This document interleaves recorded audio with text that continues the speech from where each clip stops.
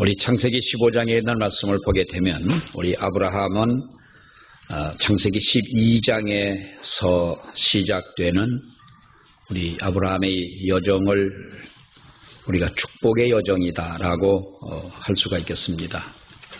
갈대아인의 그 우르에서 떠나서 내가 네게 지시할 땅으로 가라라고 하나님이 이렇게 말씀을 하셨고, 또 그 하나님의 말씀을 따라 아브라함이 나아가며 우리가 지난 시간까지는 그 아브라함의 어쩌면 그 여정 중에서 가장 힘들었던, 인간적으로 보면은 힘든 그러한 과정을 그가 겪게 됩니다.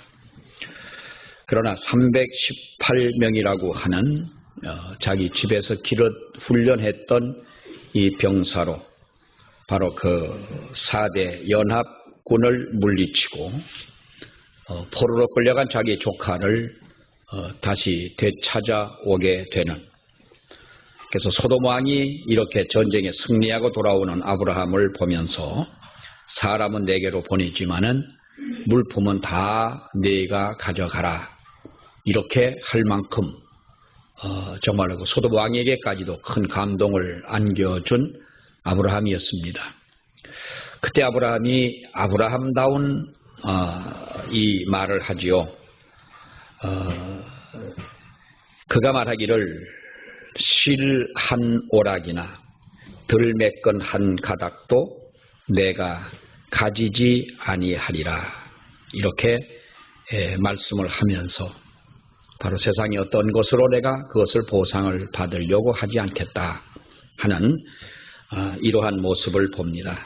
그리고 15장 1절에 보면은 이후에라는 말은 바로 그러한 이 사건이 지나고 난 이후에 하나님의 말씀이 환상 중에 아브라함에게 임하여 이르시되 아브라함아 두려워하지 말라, 나는 네 방패요 너의 지극히 큰 상급이니라. 그러면서 아브라함에게 말씀하시기를, 그러니까 아브라함이 그랬죠. 하나님 내게 무엇을 주시렵니까? 라고 물을 때 바로 하나님께서는 하늘의 별과 같이 그걸 이끌어내시면서 별과 같이 네 많은 자손을 내게 주겠다. 그리고 그 아브라함이 하나님 앞에 제사를 드리는 바로 그 모습이 나옵니다마는 17절에 있는 말씀에 가보면 해가 져서 어두울 때에 연기 나는 화로가 보이며 타는 횃불이 쪼갠 고기 사이로 지나더라, 이렇게 말씀을 합니다.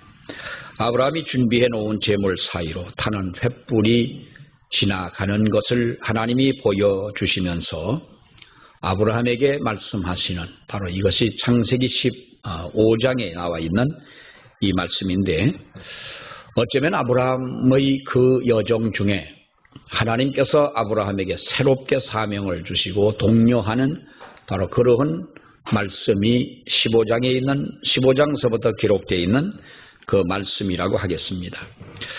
우리가 이 성경을 보게 되면 그를 밖으로 이끌고 밖으로 나가서 하늘을 우러러 무별을 셀 수 있나 봐라.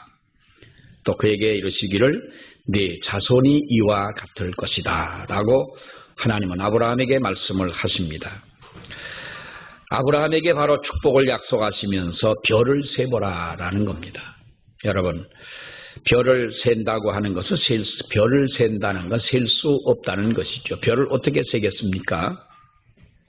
그 장면, 이 말씀을 하신 것은 다시 한번 아브라함에게 이 비전의 중요성을 잘 말해주는 그러한 말씀이라고 하겠습니다. 다시 말하면 우리 믿는 성도들은 구체적인 비전을 가져야 하겠다라고 하는 것입니다. 구체적인 비전을 가져야 하겠다. 여러분, 우리가 하나님께서 우리에게 베풀어 주시는, 우리가 기도하는 가운데 하나님이 응답을 하시고 또 하나님께서 우리에게 베풀어 주시는 그 은혜로 산다면 하나님이 내게 어떻게 하여 주시기를 원합니다라고 하는 구체적인 비전이 있어야 되는 것입니다. 이 비전이 없다면 우리는 어떻게 삽니까? 내가 예를 들어 평생 내가 돈을 벌고 내가 번 돈을 가지고 집을 짓고 땅을 사고 내가 어떻게 살겠다라고 한다면 이것은 우리 믿음이라 할 수는 없는 것이지요. 물론 믿음으로 산다고 해서 하늘에서 돈 떨어지고 우리가 예기치 못한 곳에서 어떤 그 횡재를 하게 되는 뭐 그런 삶은 아니지만은, 그러나 하나님 앞에 우리의 기도를 들으시는 하나님이시라고 한다면 분명히 우리는 하나님께서 내게 베풀어 주실 그 구체적 비전을 제시하라라고 하는 것입니다. 다시 말하면 영적 그림, 영적 비전이 우리에게 있어야 된다라고 하는 것이죠. 어린아이들에게 그림을 그리라면, 어린아이들, 유치원 아이들에게, 학교를 채 들어가지 않은 유치원 아이들에게 그림을 그리라면 그들이 그리는 그림의 대상이 정해져 있습니다. 엄마 아빠를 그리고 자기를 그리고 동생을 그리고 언니를 그리고 하면서 그 아이들은 그렇게 가족 중심의 그림을 그립니다. 조금 그림에 익숙해지면 좀 예쁘게 그리려고 그럽니다. 그러다가 이제 학교를 가게 되면 선생님을 그리고, 또는 때로는 유치원을 가게 되면 유치원 선생님을 그리고, 자기의 어떤 자기가 존경하는, 자기가 우러러 보이는 그런 좋은 사람들을, 머릿속에 있는 좋은 사람들을 그림으로 표현하게 되는 것입니다. 그것이 우리 사람들의 어떤 그 심리 욕구인 것이죠. 우리가 하나님 앞에 영적인 설계를 하라는 것이죠. 영적인 설계를 하라. 여러분, 설계라고 하는 거는요, 집을 지을 때 설계하는 것은 설계를 한 대로 집을 짓습니다. 어떤 모형만 그리는 것이 아닙니다. 철근이 들어간다면 철근에 굵기가 있지 않습니까? 몇 센치, 몇 밀리짜리, 그것을 어디에 쓰고 몇 가닥을 쓰고 높이를 얼만큼 하고, 이 정확하게 못은 어떠한 것을 하고, 이 아무렇게나 집을 짓는 집 같으면 몰라도 정말 철저하게 집을 짓는 것은 설계도에 그대로 나와 있습니다. 그 설계도대로 집을 짓습니다. 뭐 그거는 우리가 보면은 뭐 더할 수도 없고 덜할 수도 없는 것이죠. 그래서 그렇게 그려놓은 대로 그 작품이 나오게 되는 것입니다. 여러분, 우리가 영적 설계를 하는 만큼 하나님께서 우리에게 채워주시는 줄로 믿습니다. 영적 비전이 뚜렷하고, 영적인 비전을 가지고 우리가 붙잡고 하나님 앞에 기도하고, 그리고 영적인 비전, 기도의 제목이고 꿈 아니겠습니까? 이것을 붙잡고 하나님 앞에 나아갈 때 여러분, 더 좋은 어떠한 작품이, 우리의 인생이 이루어진다라고 하는 것입니다. 그래서 비전이 없으면 어찌 보면 우리는 작은 축복은 받을 수 있을지 몰라도, 작은 축복이라고 하는 것은 일반적인 은혜인 것입니다. 하나님을 믿지 않는 사람들도 받을 수 있는 그러한 것들은 받을 수가 있을지 몰라도, 진정 하나님께서 큰 축복, 특별하신 하나님의 은혜는 받을 수가 없다는 것이지요. 그래서 성공적 인생을 살려면, 성공적 믿음을 하나님 앞에 우리가 가지려면, 하나님 앞에 비전을 가지고 그 비전을 계속 꿈꾸고 생각하고 바라보고, 그리고 하나님 앞에 기도하면 하나님께서 분명히 이루어 주십니다. 그러면 하나님께서 반드시 기회를 주고, 우리가 알지 못하는 아이디어도 주시고, 그 일을 할 수 있도록 사람도 붙여주시고, 또 거기에 필요한 재정도, 물질도 하나님이 채워주시는 줄 믿습니다. 이루어지지 않을 것 같은 꿈도 이루어주시는 것이 하나님의 은혜 아니겠어요? 내가 이것을 계산해서 분명히 내가 이 계획한 대로 이루어진다라고 하는 것은 뭐 우리가 일반 사람들도 충분히 가질 수가 있는 것이죠. 그러나 진정 우리는 어떠한 경우에도 이루어질 수 없는 그런 상황인 거예요. 이스라엘 백성이 광야에 있을 때, 광야에 여러분 고기가 먹고 싶을 때 메추라기가 날아와서 진중에 떨어지는 것은 그 하나님의 기적인 것이에요. 하나님의 역사인 것이죠. 만나를 내리신 것은 여러분 우리가 예측이나 했던 것입니까? 우리는 믿음 생활하면서 구체적 비전이 없는 거예요. 요즘에 노후 걱정들 많이 하시잖아요. 뭐 걱정 안 하는 분도 있겠지만은 내가 정말로 은퇴를 하게 되면 어떻게 살까? 걱정하는 분들 많은데 이 세상에 오게 하신 하나님이 마지막 인생을 마칠 때의 노년의 그 삶을 하나님이 책임져 주지 않으시겠어요? 안 믿으시는가 봐요. 응? 하나님이 지금도 우리를 이끌어 가시는 하나님께서 하나님이 어느 정도까지만 우리를 이끌어 가시고 어느 정도는 네가 알아서 해라 하시는 하나님 아니잖아요. 우리가 구체적인 하나님 앞에서의 이 비전이 분명히 있어야 된다는 것입니다. 왜 하나님께서 아브라함을 다시 불러내요? 하나님 내게 무엇을 주시렵니까? 이 묘한 말을 합니다. 아브라함이. 하나님께서 아브라함에게 말씀하실 때 두려워하지 말라. 두려워하지 마라. 나는 네의 방패여 너희의 지극히 큰 상급이다 할 때에 2절에 아브라함이 뭐라고 말해요? 이르되 주 여호와여 무엇을 내게 주시려 하나이까? 라고 이렇게 말합니다. 예, 의미심장한 얘기인데요. 오늘 이 본문 말씀을 다 보게 되면 이 장면이 어떤 장면입니까? 하나님께서 아브라함에게 다시 한번 새롭게 그의 사명을 좀 고취시킨다라고도 볼 수가 있겠고, 어떻게 보면 약해진 비전에 다시 한번 불씨를 댕기는 이와 같은 이들이다라고도 할 수가 있습니다. 아브라함을 처음에 불러낼 때에 우상을 섬기던 바로 그 너희의 고향을 떠나라 그랬습니다. 그때 하나님은 아브라함에게 큰 민족을 이루고 뭐라고 그럽니까? 이름을 창대하게 하고 너가 복이 될 것이다. 복의 근원이 될 것이다 라고 분명히 약속을 합니다. 그런데 그 약속을 받고 나온 지 10여 년이 지났어도 생활은 똑같은 거예요. 조금도 달라진 바가 없는 거예요. 여러분 그렇게 되면은요 사람이 우리가 점차 비전이 희미해지고 꿈이 약해지고 우리 마음속에 갈등을 갖게 되는 것도 여러분 사실입니다. 의심이 생기고 두려움이 생기고 미래에 대한 어떤 어두움 속에 빠지게 된다는 것입니다. 그러니까 그때 다시 한번 하나님은 아브라함을 불러내시면서 다시 비전을 새롭게 하기 위하여 1절의 말씀에 뭐라고 말하지요? 아브라함아 두려워하지 마라. 나는 너의 방패여 너의 지극히 큰 상급이다. 무슨 말입니까? 하나님께서 어떤 문제가 있다 할지라도 내가 너를 지켜주마. 또 순종하는 믿음에 크게 보상해 줄 것이니까 다시 너는 이 비전을 가지고 살아라 라고 하는 말입니다.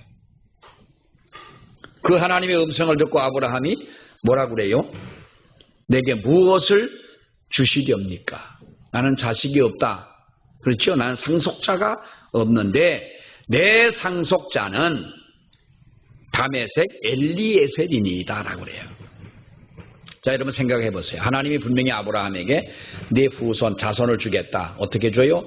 하늘의 별과 같이 많게 해주겠다. 바다 모래처럼 하늘의 별처럼 많게 해주겠다. 분명히 약속을 하고 옵니다. 10여 년 세월이 흐르는 동안 다시 하나님께서 아브라함에게 말씀하실 때 나는 너의 방패고 너의 능력이고 지극히 큰 상급이고 하니까 너는 두려워하지 말라라고 말씀할 때 하나님 나에게 무엇을 주시렵니까? 이 말은 아주 냉소적인 말입니다. 다시 말하면 하나님 지금도 저희에게 주실 것이 있습니까? 라는 거예요. 정말 주시렵니까? 뭐 그럴 수도 있잖아요. 사람이기 때문에. 정말 내게 주시렵니까? 구하는 자에게 주시고 찾는 자에게 찾게 하시고 문을 두드리는 자에게 열리게 하신다고 말씀했는데 아무리 구하고 찾고 두드려도 열리지 않습니다. 정말 하나님 그렇게 하시는 겁니까? 립 서비스만 하시고 실질적인 비전의 열매를 안 주시면 나는 어떻게 하라는 겁니까? 뭘 주시려고 그럽니까? 그리고 실제적인 얘기는 나는 지금 자식이 없습니다. 그런데 자식도 없이 어떻게 큰 민족을 이루라는 겁니까? 차라리 나는 나의 집에서 기른 다메섹 출신의 엘리에셀을 나의 상속자로 삼겠습니다 라고 하는 말이에요. 그 말이지요.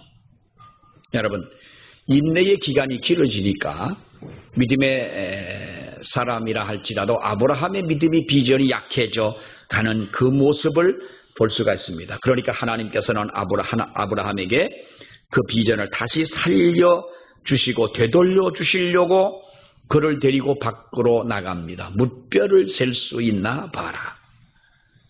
여러분, 왜 그랬습니까? 이 말이 무슨 말이겠어요? 내일에 대한 뚜렷한 비전을 가져야 진짜 복의 근원이 될 수 있다라고 하는 거예요. 내일의 비전을 가져야 진짜 복의 근원이 될 수가 있다.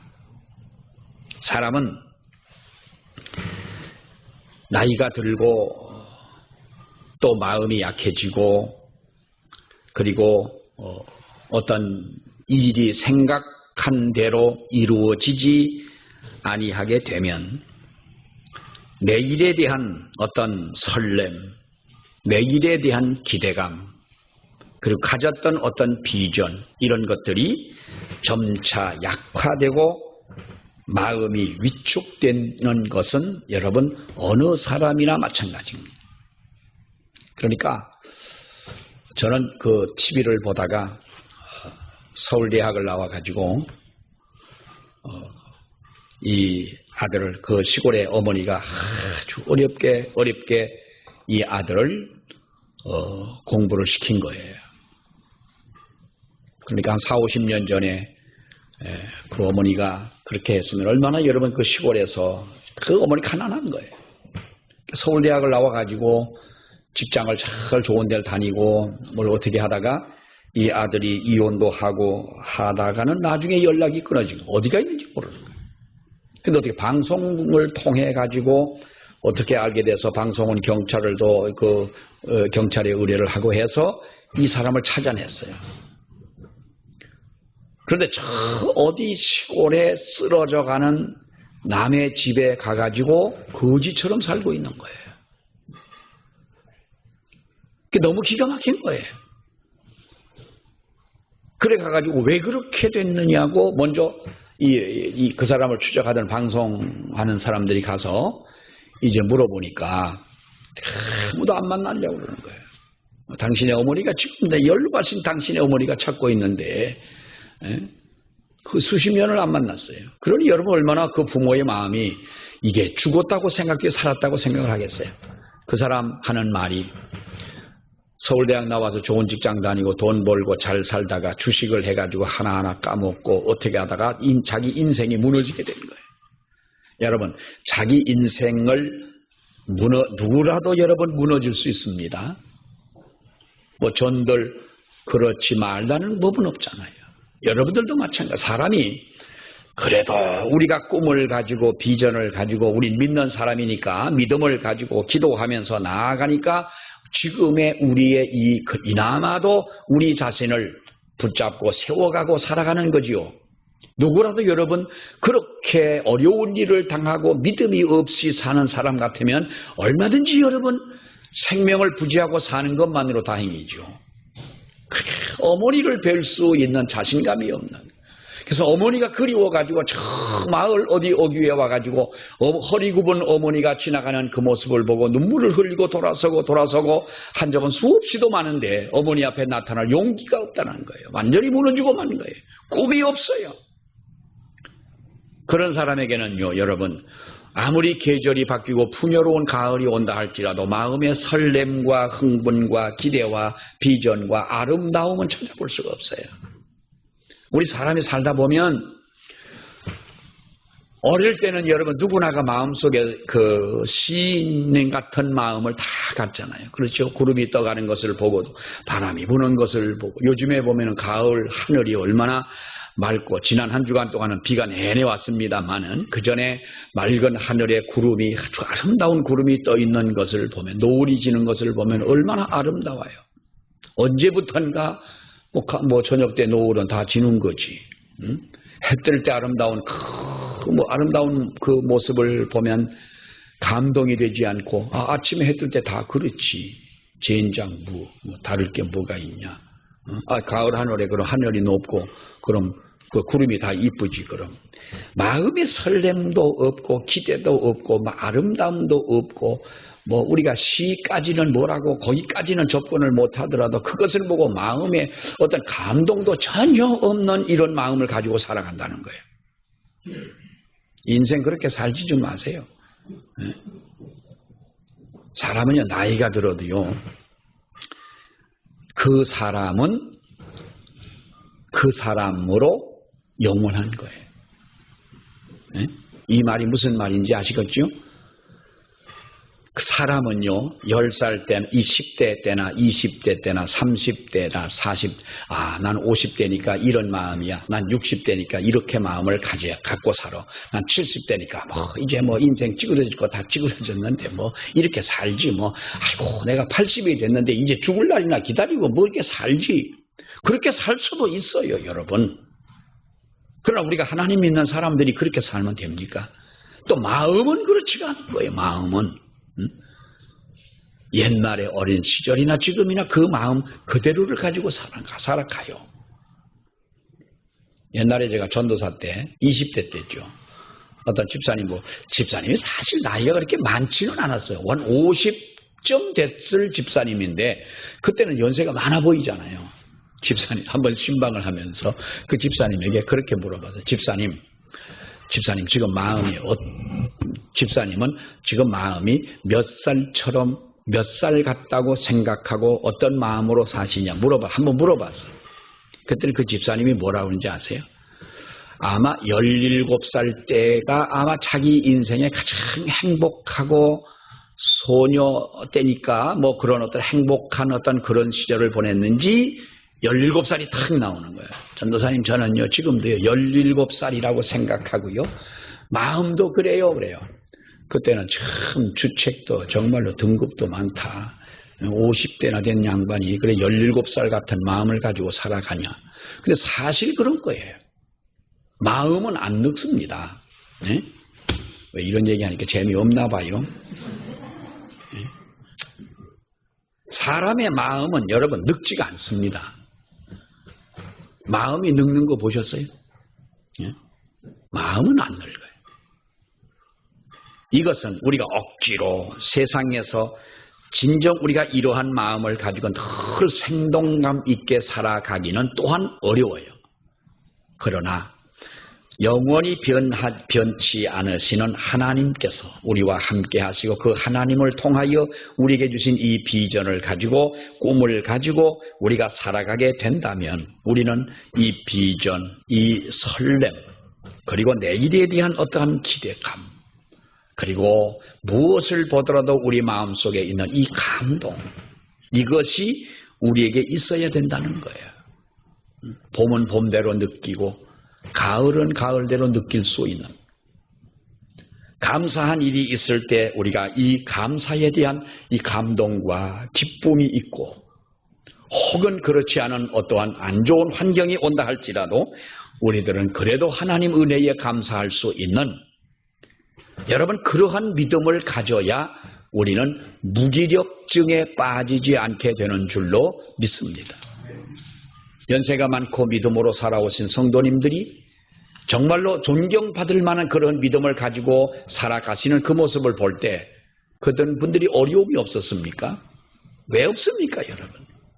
그러나 날마다 하나님께서 우리의 마음을 새롭게 하시고 약화된 우리의 비전을 더 강하게 만들어주시는 이 은혜가 있기에 그렇게 살아가게 되는 줄로 믿습니다.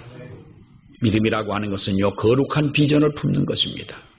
여러분 누구나가 꿈은 있습니다.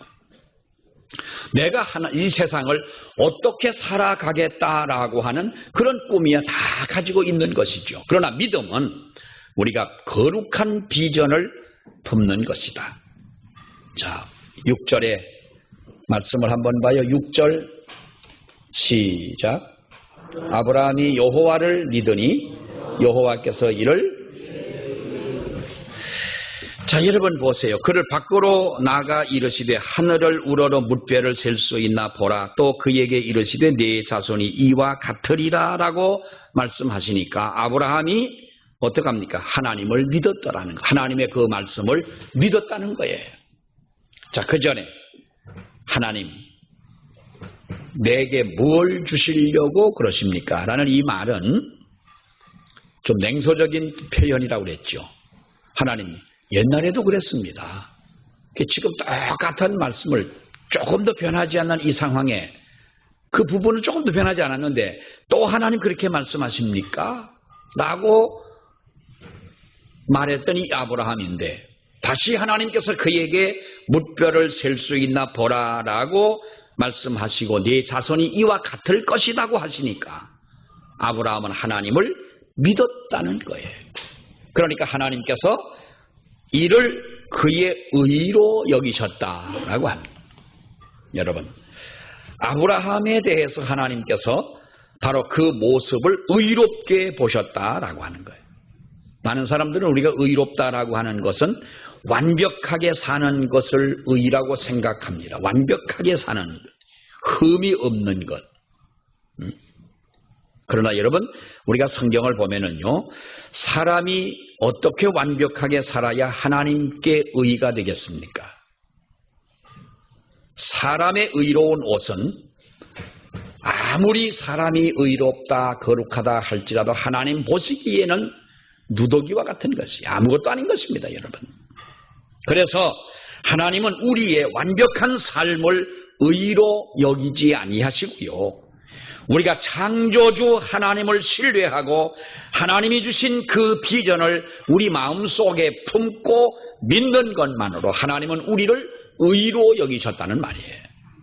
그 별을 바라보고 하나님의 말씀을 믿었더니 하나님께서 그를 의로 여기셨다. 여러분, 이것이 바로 믿음이라는 겁니다. 하나님께서 의로 여기셨다는 것이고 이것이 바로 거룩한 비전이라고 하는 것이죠. 거룩한 비전. 우리가 하나님 앞에 거룩한 비전을 가져야 됩니다. 우리 기도하는 기도 내용 속에서도 거룩한 비전을 가지고 하나님 앞에 기도하는 것이고요. 오늘 이 본문의 말씀을 보면 하나님이 아브라함에게 하신 이 축복의 약속은 아브라함에게만 유효한 것은 아닙니다.